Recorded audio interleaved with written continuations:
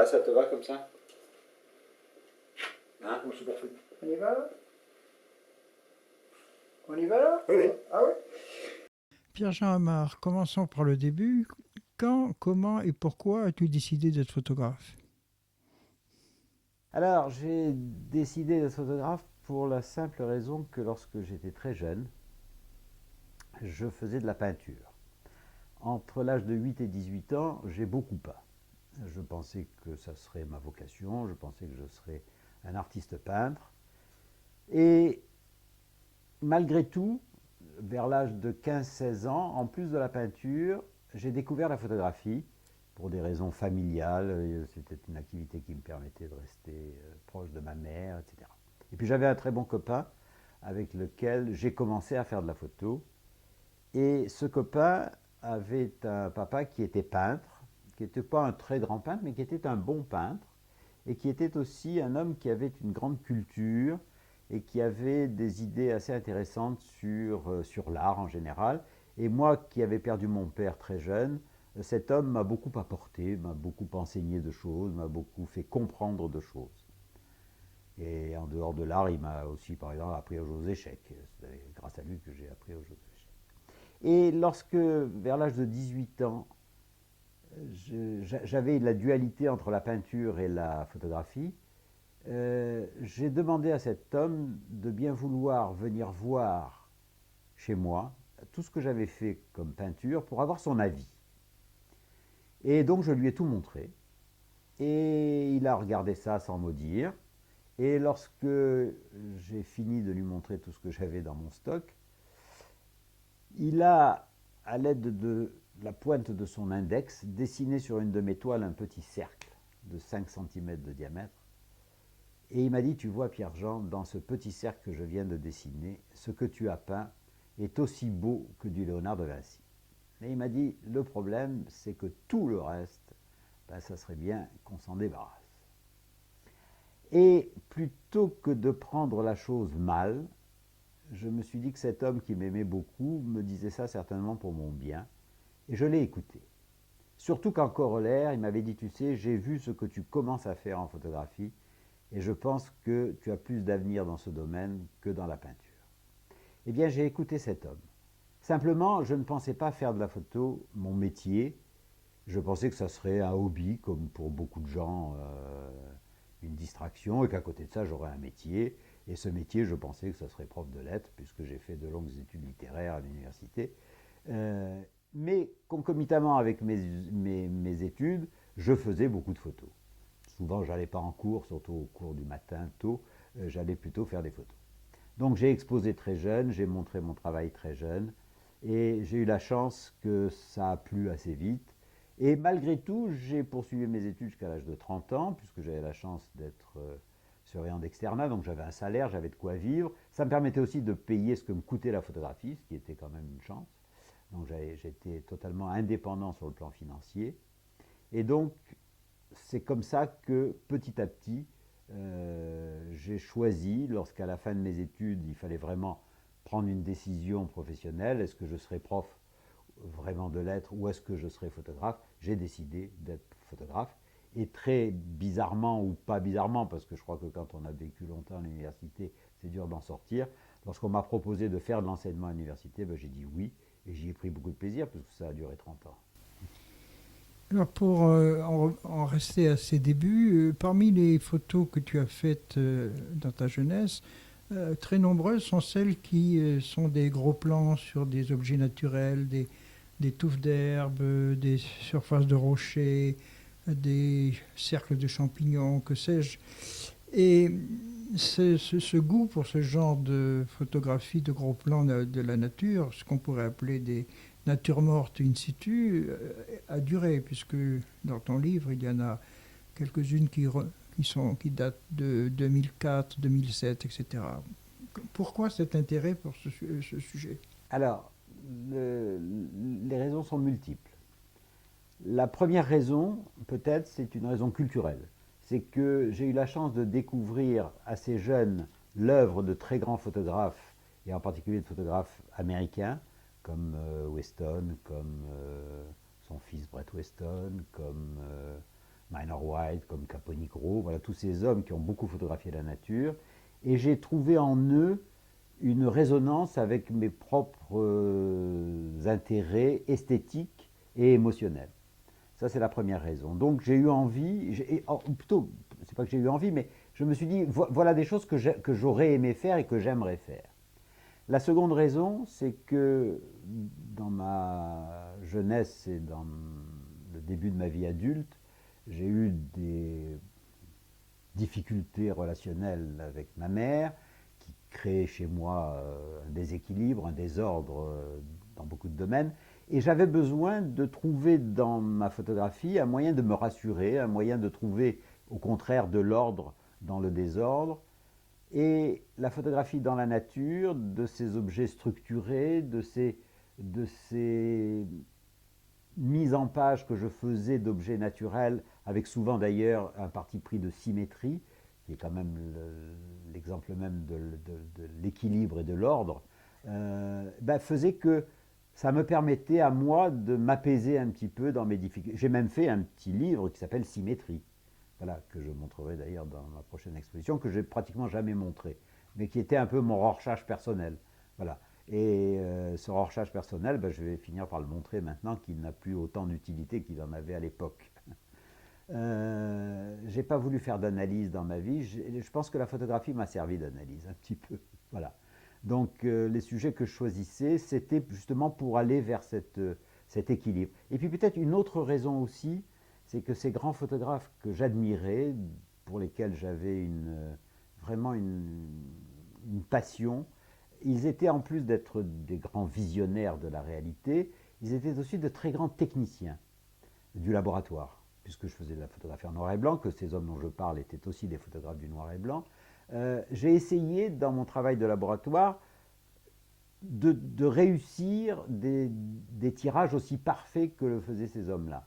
Donc j'ai essayé, j'ai beaucoup expérimenté, j'ai beaucoup travaillé, ce qui fait que avec le temps, je suis devenu un grand spécialiste du labo, ce qui m'a permis à certains moments de ma vie d'être d'ailleurs le tireur d'autres photographes, comme Willy Ronis par exemple, qui m'a fait confiance et qui m'a permis de tirer ces photographies et auxquelles quelquefois j'ai apporté par ma compétence certaines choses. Et dans les autres photographies de genres extrêmement divers que tu as faites par la suite, il y a eu aussi comme ça des maîtres inspirateurs? Alors, je pense que cet attrait que j'avais pour ces photographes dont je parlais dans le début de mon travail sur la photographie, c'était des admirations totalement conscientes.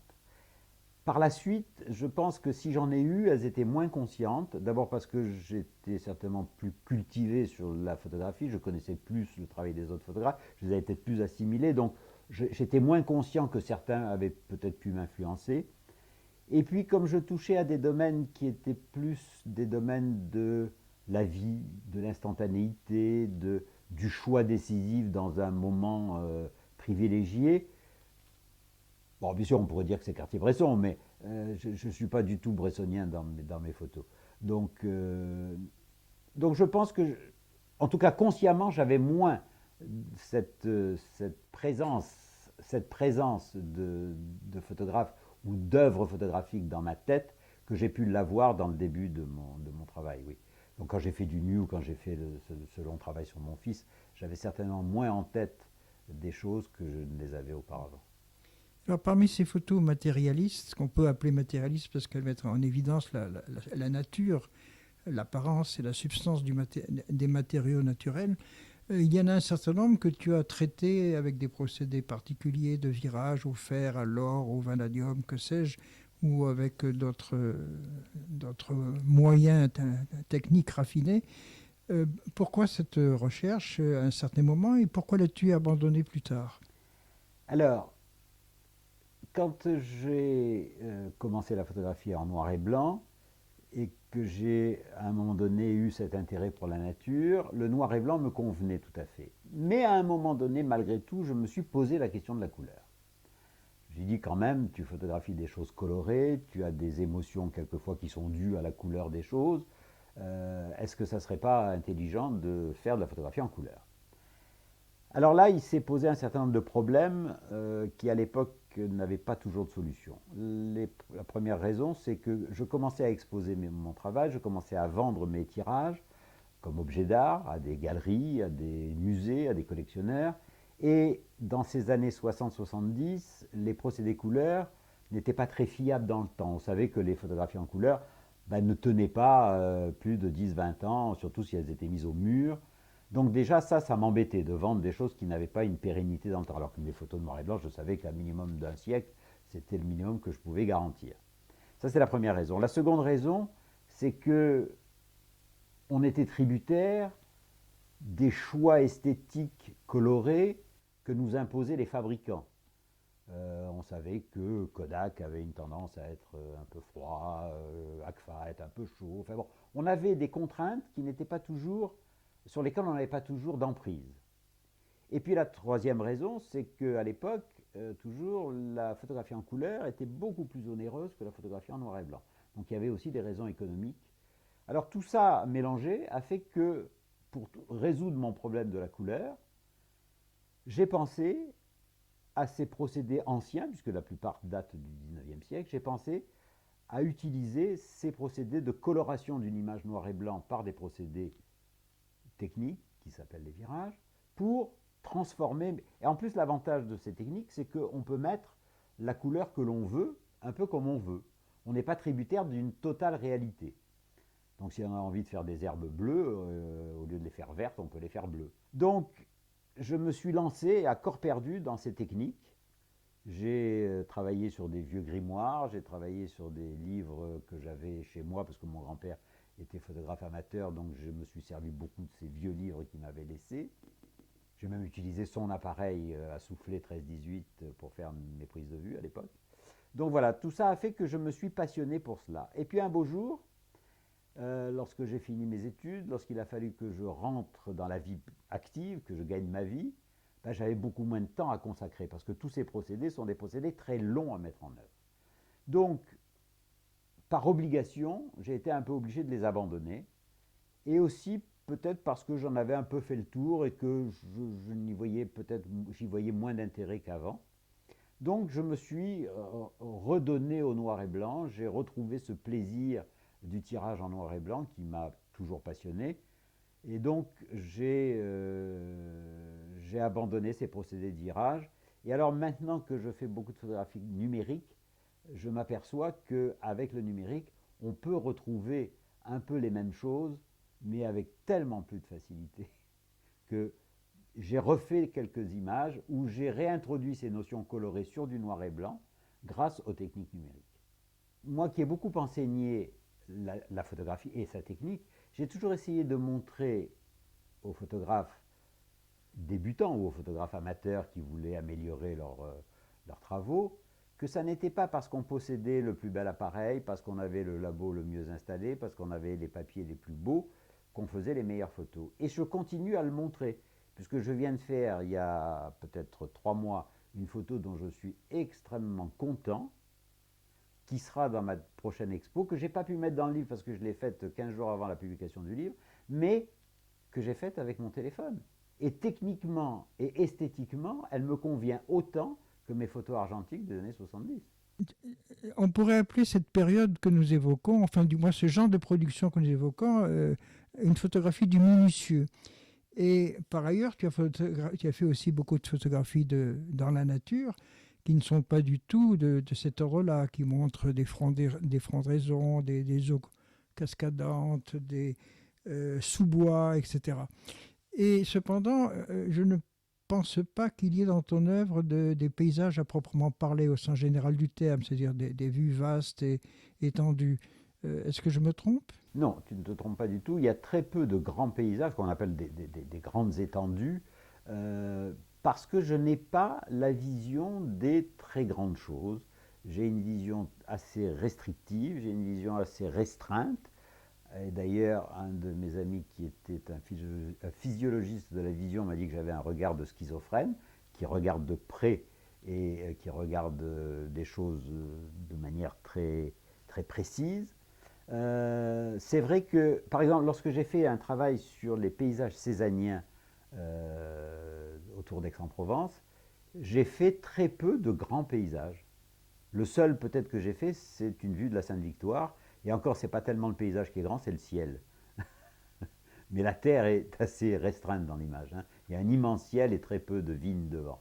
Voilà. Et une toute petite Sainte-Victoire au fond. C'est une fatalité du paysage, ça. Peut-être. Mais donc, c'est vrai que je n'ai pas cette vision de grandes étendues comme peuvent l'avoir d'autres photographes, en particulier un de mes grands amis qui est Jean-Pierre Gilson, qui est un excellent paysagiste, qui lui, au contraire, a cette vision au grand angle de très grandes étendues, et il ne voit même que ça. Et il le voit très bien d'ailleurs. Mais je suis incapable d'avoir le même type de vision. Moi, j'ai besoin de voir les choses de manière plus restreinte.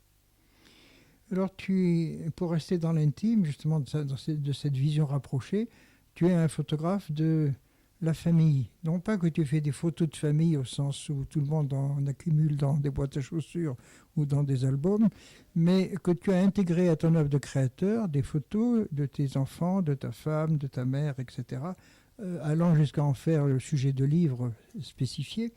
Et cette façon de conjoindre la photographie de la vie privée et la photographie du monde extérieur est assez rare chez les photographes. Peux-tu expliquer comment tu as pensé à ce genre de sujet, pourquoi tu l'as cultivé, etc. Alors, lorsque je me suis marié et que 2 ans après, j'allais avoir un enfant, j'ai pris la décision consciente de faire un travail sur cet enfant qui allait venir. Et ça pour plusieurs raisons. La première, c'est que la plupart de mes amis qui avaient déjà des enfants, ben leurs femmes, la plupart du temps, me disaient: mon mari qui va photographier la vie des autres aux quatre coins de la planète, ben ne fait pas une seule photo de notre vie de famille, et souvent c'est moi qui dois les faire. Donc j'ai dit, je vais prendre le contre-pied de cette façon de faire. Donc je vais photographier mon fils et sa vie comme un photographe et pas uniquement comme un papa. Alors c'était ça la grande difficulté, c'est que justement c'est ce qui différencie peut-être la photographie de famille de la photographie de ce que j'appelle la photographie de photographe, c'est-à-dire d'essayer d'avoir une vraie vision de ces scènes que nous partageons tous, que nous avons tous vécues quand on a des enfants, mais que très souvent on ne photographie pas de manière pertinente. Alors j'ai essayé, je n'y suis pas toujours parvenu, mais j'ai essayé, dans cette prise de conscience et cette volonté d'aboutir pour les 20 ans de mon fils à une grande exposition et à un livre, j'ai essayé tout au long de ces 20 ans de faire des images, des moments importants de sa vie ou des scènes qui étaient caractéristiques, avec cette vision de photographe, c'est-à-dire en essayant d'avoir un cadrage qui ait du sens, d'avoir une lumière qui soit belle, d'avoir un choix de l'instant qui soit pertinent et décisif. Et c'est comme ça que j'ai bâti ce travail pendant 20 ans et que ça a pu aboutir à un livre où je pense qu'une grande partie des photos correspondent à peu près à ce que je m'étais fixé comme contrainte. Est-ce qu'on ne pourrait pas dire que cette contrainte ou cette intention est de nature paradoxale, c'est-à-dire qu'elle consiste à transformer le personnel et l'intime en général et universel? Parce que les photos que l'on garde à l'esprit quand on a parcouru tes livres sont des photos comme par exemple celle d'Aurélien et d'Émilie, qui a l'air une photo du printemps ou de la jeunesse du monde, mais pas une photo de l'enfant du photographe, ou bien telle autre photo où on voit ton garçon en ombre chinoise se détacher au pied d'une immense œuvre de Tinguely qui semble presque une allégorie de l'enfant et de la machine, c'est-à-dire du monde moderne, etc. Est-ce que dans cette volonté d'intégrer la photo personnelle, enfin de la vie personnelle à celle de la production d'une œuvre, il n'y a pas ce glissement ou cette même échappée qui fait qu'on passe d'un genre à l'autre, inévitablement? Tu as eu une activité de portraitiste. Et alors, dans les portraits, on a l'impression que ce ne sont pas les gens que tu photographies qui comptent, mais davantage le décor dans lequel ils sont situés. Quelques exemples: Nourricier dans son bureau, Jean Pelé coincé entre l'abat-jour d'une lampe de chevet monumentale et les touches de son piano, Jacques Terrassa en perspective au bout d'un alignement de livres, Paul G égaré au milieu de ses appareils photographiques, etc. Alors, est-ce que, donc, en conclusion, on pourrait dire que l'attribut ou le décor sont plus importants que l'homme, pas seulement dans la place qu'ils tiennent sur la photo, mais en termes de signification. Alors, qu'est-ce que ça signifie? Est-ce que c'est une façon pour toi néanmoins de caractériser les personnages par le décor de leur activité habituelle? Est-ce que c'est un problème de style? Finalement, il y aurait dans ta pratique de la photographie une certaine recherche de la théâtralité?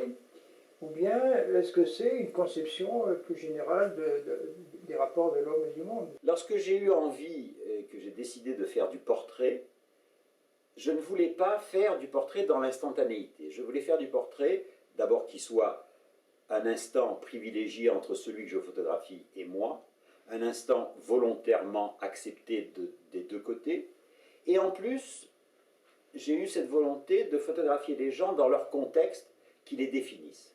C'est-à-dire que je ne voulais pas photographier simplement des visages, mais je voulais photographier des gens qui ont une fonction et qu'on comprenne dans l'image quelle était leur fonction. Donc si j'ai photographié Paul G, qui était le conservateur du musée de Châlons, dans la grande salle des grandes chambres en bois, c'est parce que je trouvais que c'était un des lieux les plus caractéristiques du musée dans lequel il était à sa place. Lorsque je photographie François Nourricier dans son bureau, Nourricier qui adorait l'architecture, qui adorait construire des maisons, la maison de Ménère dans laquelle je l'ai photographié, c'était la maison qu'il venait d'acheter.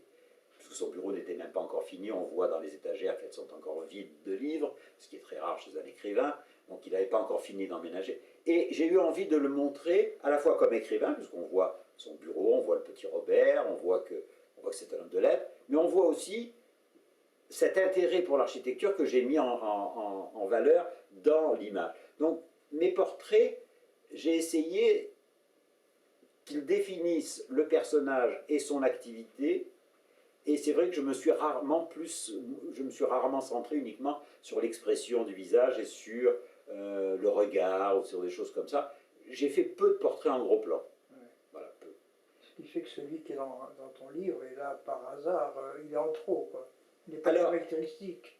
Alors, s'il y en a un effectivement en gros plan, c'est le portrait d'un monsieur qui s'appelle Noël Salaté, qui était un de mes grands amis, qui était psychothérapeute.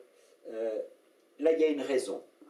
Alors, bien sûr, dans le livre, on ne peut pas tout expliquer, mais la raison, c'est que ce monsieur était aveugle. Et j'ai voulu montrer, en faisant ce portrait en gros plan, que cet homme aveugle, finalement, il avait un regard extraordinaire. Voilà la raison du gros plan de ce portrait de Noël Salaté. Paradoxe. Oui, c'est un paradoxe.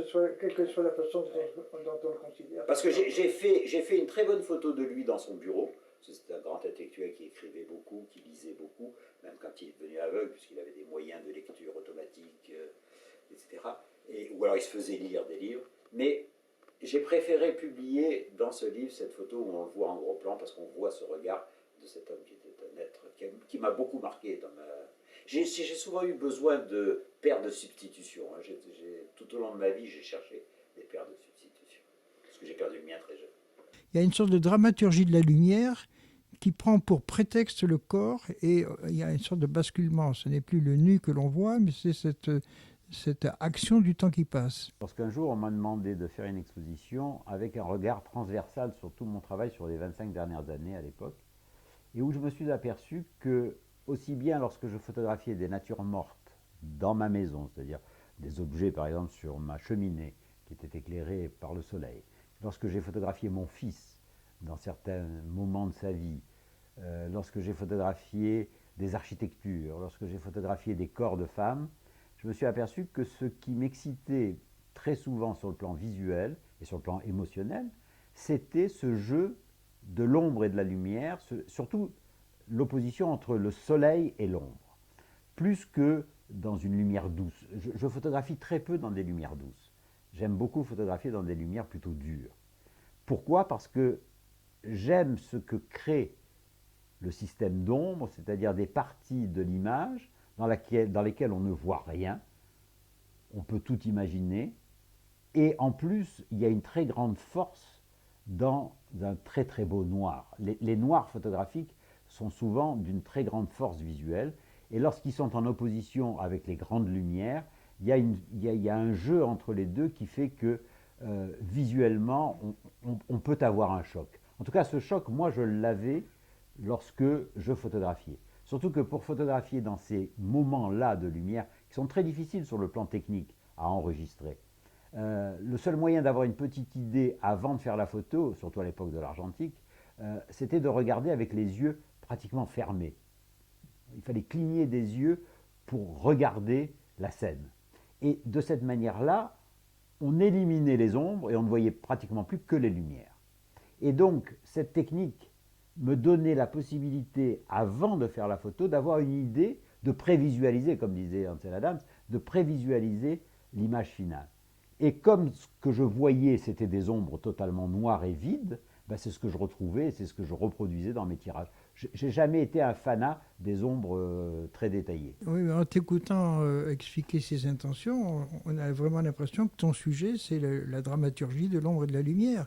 Et que Peut-être. le nu est là, pourquoi? Pour apporter une sensualité ou pour Oui, un repos du regard, que oui, parce sais-je? que Ou pour rassurer peut-être, parce que si la photo n'était que le jeu du noir et de l'ombre, elle glisserait vers l'abstrait, donc oui, vers peut-être l'étrangeté. moi je ne suis pas quelqu'un qui a voulu utiliser la création artistique ni pour dénoncer, ni pour perturber, ni pour déranger. Moi, j'ai pensé que je pouvais peut-être par moment donner un peu de plaisir aux autres avec ce que je faisais. Et donc, c'est vrai que montrer des corps de femmes, c'est un plaisir visuel, aussi bien pour les hommes que pour les femmes d'ailleurs. J'ai beaucoup d'amis femmes qui sont ravies de regarder des nus féminins. Donc, cette notion de plaisir, pour moi, elle est primordiale. C'est pour ça qu'il n'y a pas dans mes photos de photos dérangeantes et que je ne saurais pas les faire. Je veux dire, j'ai pas d'intérêt pour ça. C'est pour ça aussi, par exemple, que les gens que je photographie, surtout dans les nus, ne sont pas des gens hors normes. Ce sont des gens du commun. C'est-à-dire qu'il n'y a pas l'extrême beauté et il n'y a pas non plus des gens difformes ou des gens qui ne correspondent pas à une normalité classique. Voilà. Pour qui regarde les photographies, une grande partie du plaisir esthétique qu'elles donnent tient à cette présence très sensible de la lumière, de l'ombre, etc., et de la façon dont elles s'emparent des corps. Oui. Alors, il y a peut-être aussi, j'y repense maintenant, une autre raison, mais qui est aussi vraie pour le reste de ce que j'ai photographié. C'est que j'ai toujours pensé que la lumière qui était là pour créer le volume, pour donner la sensation du volume, euh, C'est si on, l'ombre qui donne le... Oui, mais oui, ben, l'une... la lumière crée en l'ombre, Oui, bien forcément. sûr. Voilà, hein. C'est la poule qui fait l'œuf et l'œuf qui fait la poule. Donc, la lumière forte en opposition aux grandes ombres qui créent le volume, c'était pour moi une des notions fondamentales de ce que doit être une image. S'il n'y a pas cette notion-là, c'est vrai que les images où la lumière est très, très douce, très plate, me conviennent moins. Alors qu'elles conviennent, ces lumières conviennent beaucoup mieux à la photographie en couleur. Pour le noir et blanc, on a besoin de cette opposition de valeurs. Donc, c'est quelque chose que j'ai très vite compris, surtout en regardant les photos des autres, et je me suis aperçu que les photos qui m'attiraient vraiment, c'était ces photos où il y avait cette opposition de grandes valeurs, parce qu'on n'avait plus de couleurs déjà, donc il fallait bien qu'on ait autre chose pour donner de la... Si en couleur on met un rouge et un vert à côté, on n'a plus besoin de créer un jeu d'ombre, parce qu'il y a déjà une telle force entre les deux couleurs, alors que dans le noir et blanc, si on photographie du rouge et du vert, c'est du gris, hein, et puis c'est le même en plus, donc c'est pas très intéressant. Alors que si on met du soleil et de l'ombre, là on crée de la diversité et de l'opposition. Alors finalement, on constate que tu es un photographe de la diversité. Tu as touché à peu près à tous les sujets ou à tous les thèmes ou à tous les genres, peu importe le terme.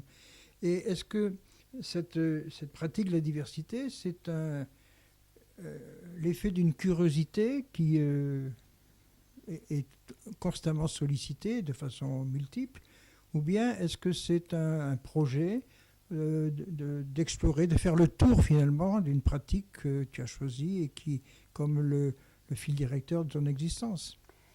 Oui, et là je crois que c'est le mot final que je vais garder, fil directeur de mon existence. Je suis quelqu'un, en tout cas c'est comme ça que j'ai vécu, qui n'a jamais fait qu'une seule chose. D'abord, j'ai eu plusieurs activités professionnelles concomitantes. J'ai été enseignant, j'ai été photographe, j'ai été acteur culturel, j'ai écrit. Donc j'avais plusieurs activités diverses, je n'ai jamais été qu'une seule chose. Et je crois que j'ai besoin de cette diversité parce que faire toute ma vie la même chose, je crois que je me serais beaucoup ennuyé, parce que je ne suis pas bâti comme ça. Et peut-être que ça se retrouve dans la photographie, c'est-à-dire que lorsque je sens que j'arrive un peu au bout d'un sujet, ben, je passe à autre chose, j'essaye d'aller m'intéresser à autre chose. C'est vrai que maintenant, ça fait presque, enfin, ça fait pratiquement 50 ans que je fais de la photographie. C'est vrai que je commence à m'intéresser à d'autres choses. Par exemple, je fais beaucoup de cinéma, je fais beaucoup de vidéos.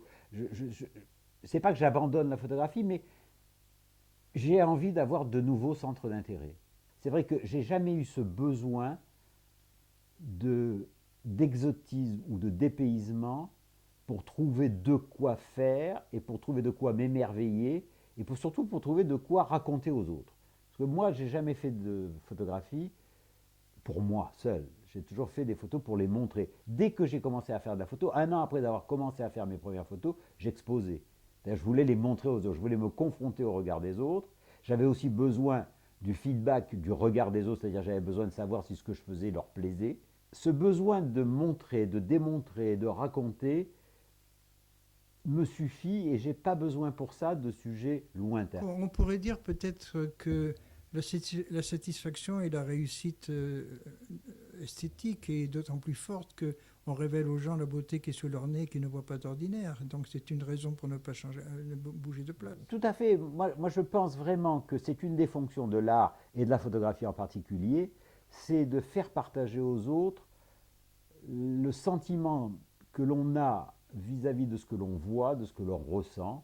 Et comme moi j'ai cette capacité à ressentir et à voir des choses dans le commun, dans les choses de la vie de tous les jours, ben c'est ce que j'essaye de raconter aux autres, de leur dire, voyez, il y a de la beauté, il y a de l'émotion, il y a de l'esthétisme dans tout ce qui vous entoure. Simplement, ben, il faut le voir. Et si en plus vous le voyez et que vous arrivez à le montrer, ben, c'est bien.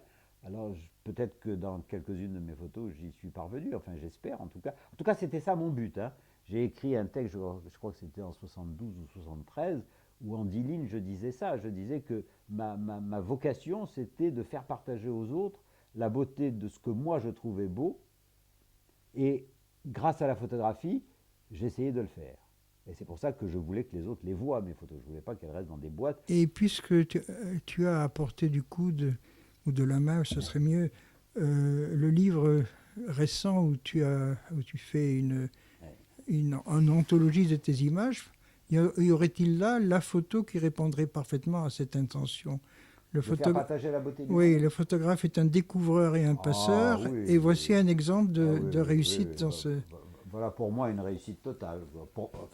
Pour moi, c'est une photo qui résume tout à fait ce que j'explique depuis tout à l'heure. C'est-à-dire, il y a l'esthétique, il y a la composition, il y a la lumière. Et en plus, et ça c'est la cerise sur le gâteau, mais c'est pas moi qui l'ai découvert, ben, il y a la métaphore et l'évocation d'un corps de femme.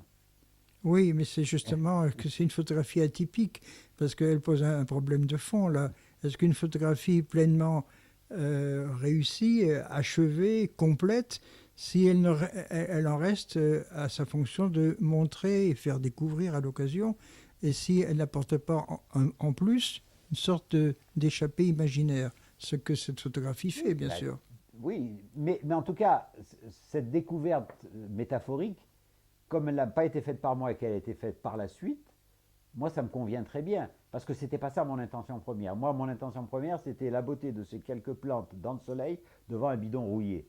Bon, il se trouve que quelqu'un m'a dit, tu vois, il y a un corps de femme. Et du coup, c'est une des raisons pour lesquelles je suis allé faire du nu féminin.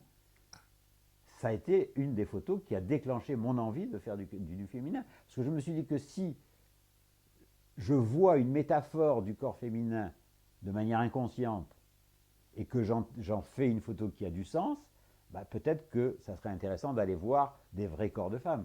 Et c'est à partir de cette photo-là que j'ai commencé à faire du nu. Ça a été un des déclencheurs.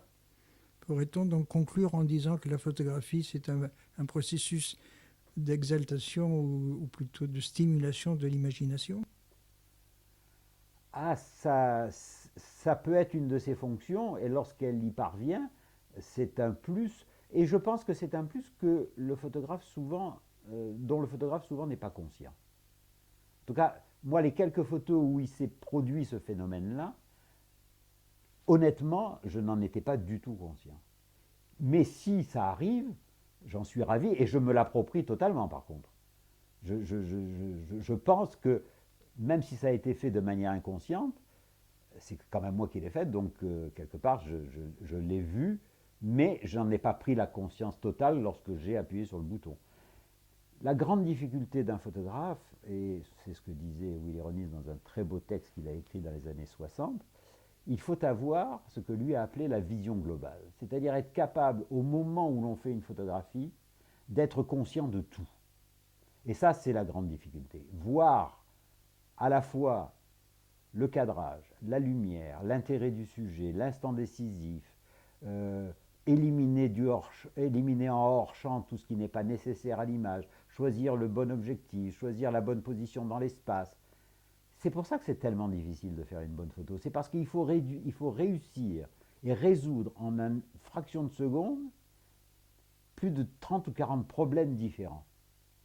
Ben, c'est pour ça que l'œuvre d'un photographe, aussi génial soit-il, ben, se résume à une centaine ou 200 photos. On ne peut pas faire mieux.